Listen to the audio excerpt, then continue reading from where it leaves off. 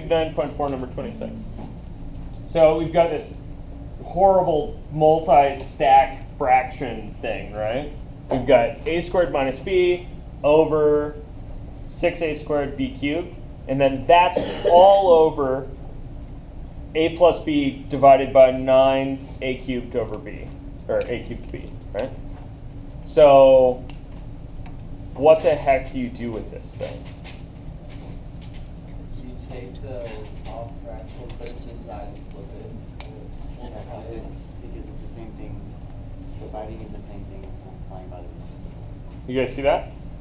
Really, we could think, oh, this big grouping symbol, right? The one I kind of have to deal with first. So I might think, okay, there's groupings here and here, top and bottom. Is there any simplification I can do in the top or the bottom right now? No. So I don't have to. So I would think, okay, this is the top divided by the bottom, right? That's what they're talking about here. So if they're talking about the top divided by the bottom, I could take the bottom, flip it over, and multiply instead. So I'm thinking, really, this is top divided by bottom. Okay, so I've got a squared minus b squared over 6a squared b cubed multiplied by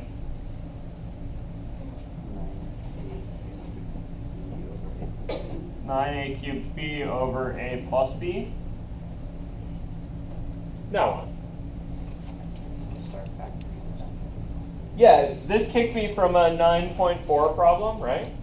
I thought about one little thing, and now I'm back in 9.2, right? You guys see that? These are always going to do that.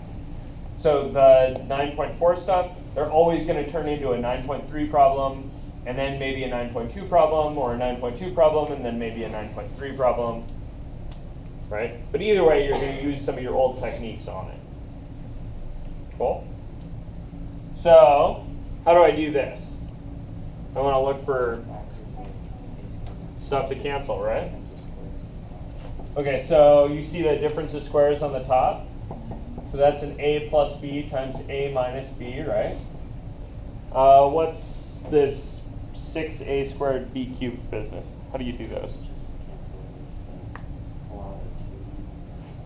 Yeah, maybe explode into factors, right? So 2 times 3 times a times a times b times b times b. Right, that's usually how we deal with lots of exponents. And then we're multiplying by, we've got an a plus b on the bottom. What do we got on the top? 3 times 3.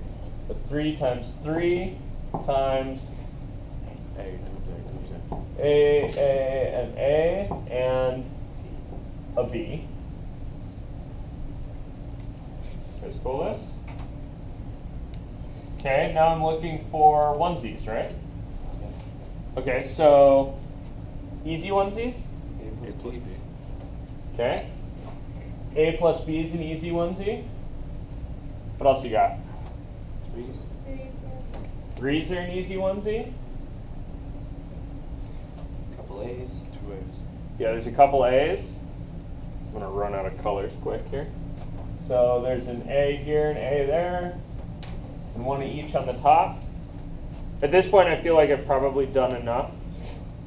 And maybe I'll rewrite. B's too. Yeah, let's rewrite and then we'll find the others. I'm trying not to encourage you to do all your canceling at once. Because if you do all your canceling at once, you're much more likely to lose something. In fact, this is even a little bit much in my mind.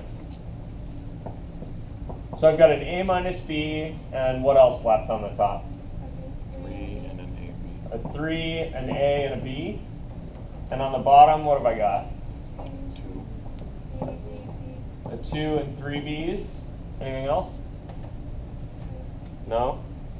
Okay, so do I have any onesies?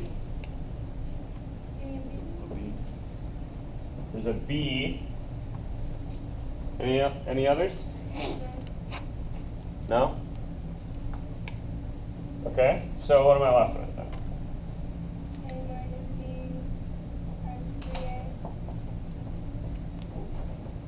Over B squared. 2 times B squared. B squared. Cool. Awesome. Your book would write this in a slightly different order. So if we were following kind of bookish notation, I'd put the numbers first on the top, then the variables that are by themselves, then combinations of variables, and the bottom I'd leave alone. You guys see that? This is just mathematical convention. This is like, this step is not necessary or more correct. Well, sorry, let me scratch that. This step is not necessary. It is slightly more. It's not more correct. It's just more aesthetically pleasing. How about that? Cool? Questions, things? All right.